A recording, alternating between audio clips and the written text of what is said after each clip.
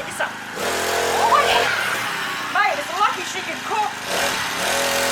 Wow! G'day lovelies, welcome back. This week we're going to be testing out the Anko Bread Maker. I bought this from Kmart online for $85 with free delivery. Well, when you first look at it, it looks absolutely beautiful. But the big question is, how does it cook? So it comes with a measuring cup, measuring spoons, the paddle and a hook to get the paddle out the bread. So the very first thing we do is put the paddle in. So the user manual has recipes in it. I did as much research as I could before I started this video. And today we're going to do the white bread using the basic program. So I can tell by looking at the recipe, we're going to be making a square loaf, not a high top. So in a jug, I've got 1 1/3 cups of water. We're going to leave it sit there for 10 minutes to make sure it's at room temperature. Alright, for the recipe, if you've bought one of these bread makers and threw away the manual, or someone gave you a bread maker without the manual, I will write this recipe down below the video in the description. 1 1/3 cups of water at room temperature, 1 tablespoon of vegetable cooking oil. Now I've always used olive oil in my other bread makers and I don't have any vegetable oil, so today I will be using olive oil. 1 teaspoon of salt, 3 1/3 cups of strong white bread flour. After all my research, I have come up with the Wallaby Baker's bread flour, which I bought from Coles.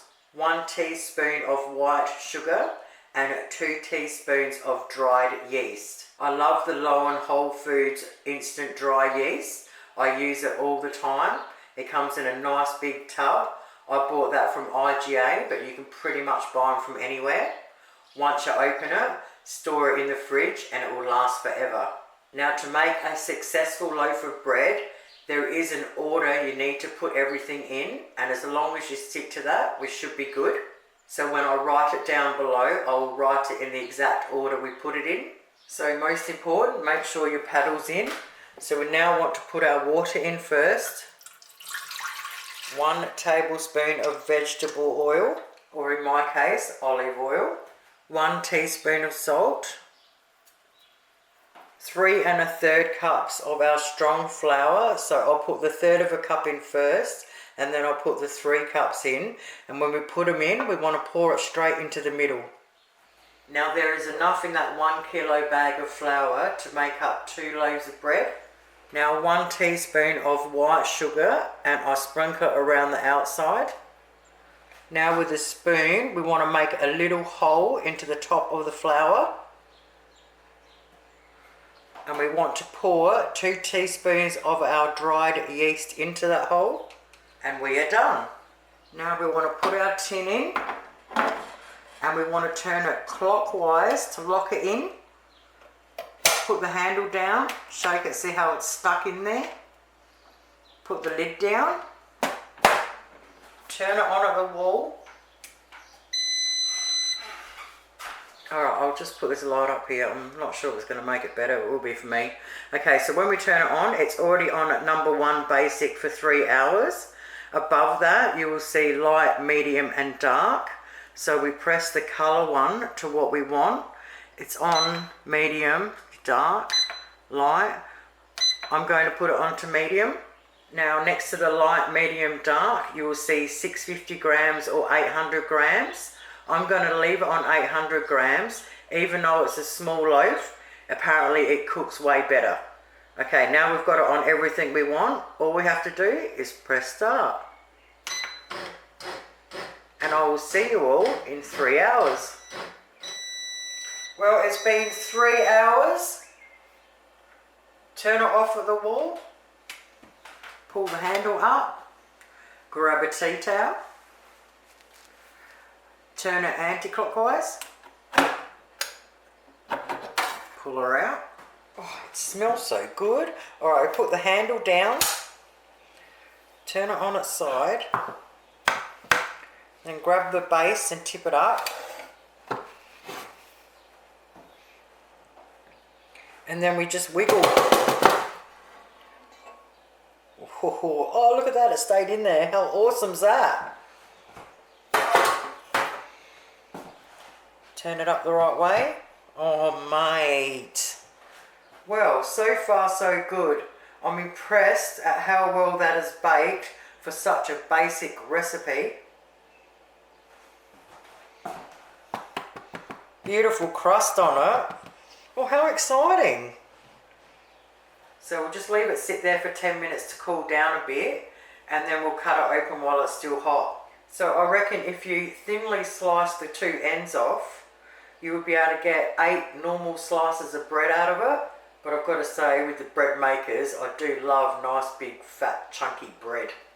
Now, I have always had a Breville bread maker ever since they very first come out, and I absolutely love them. A few months ago, a mate of mine moved out into the middle of nowhere, so I gave him my Breville bread maker with about 3 months worth of ingredients, just to help him get back on his feet. And he gave me a call a couple of weeks ago, and he said he absolutely loved it, and it's been an absolute lifesaver. So that is really awesome. So I was really happy to do a review on this bread maker because I actually needed another one. Alright, it's been 10 minutes. Now I want to cut it open so you can actually see it. So I'm right-handed, but I'm going to use my left hand. So excuse me while I hack away at it.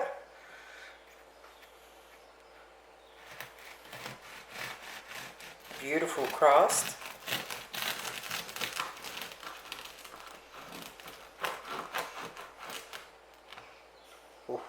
Ooh, that indeed does look good. Wow, was not expecting that.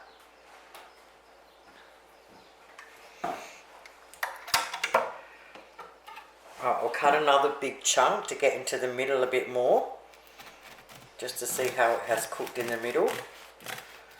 Oh, I'm going to make a mess of it because I'm doing left-handed.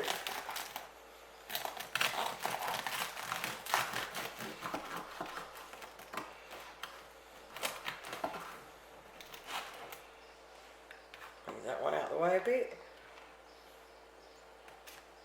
Wow, that is incredible.